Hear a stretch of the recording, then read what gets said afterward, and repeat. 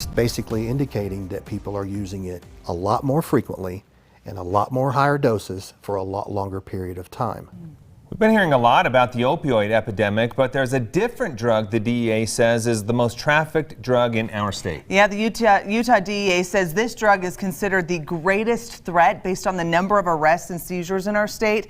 And in recent years, that drug has become even more dangerous. ABC4's Courtney Johns takes a deeper look at how meth has changed and the impact it's having on our communities.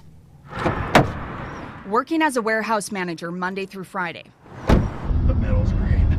A cook on the weekends. Good's part of the song, too. And DoorDash at night. You guys will be smelling chicken now, so sorry if I make you hungry. Dave Elliott works about 70 hours a week. If I'm sitting around, I'm coming up with some pretty bad ideas. Dave has struggled with addiction for years. That was one of the hardest days of my life because I had to say goodbye to this thing that I built with the most beautiful person that I knew. It started with an injury.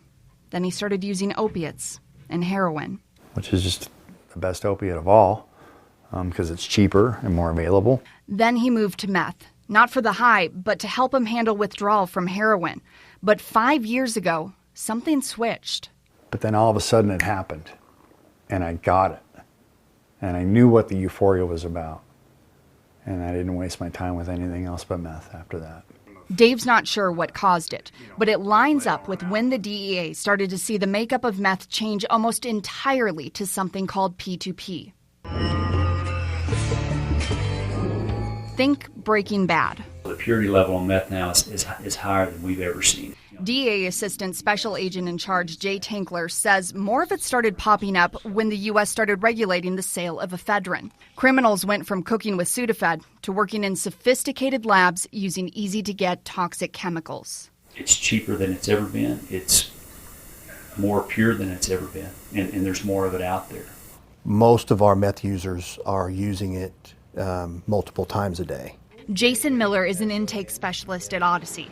He says he's seen more severe psychosis in meth users, and it's lasting longer. If you've not used methamphetamine for a couple of days, your body should be able to detoxify that and get that out of your system. He can't say with certainty if it's the actual makeup of P2P or that people are able to buy more of it than ever before. What's really scary is what will they do if they are psychotic and if they are unaware of their actions while they're using these high doses of meth for these longer periods of time? What will they do to try to get more of that? Addiction affects more than the person addicted. He was just trying to help me, and I absolutely terrified him. Once someone's hooked, it's next to impossible to stop them, which is why Agent Tinkler says talking to your kids is so crucial. Let them know. And this is the dad in me. Sorry. Let them know that they can talk to you about anything.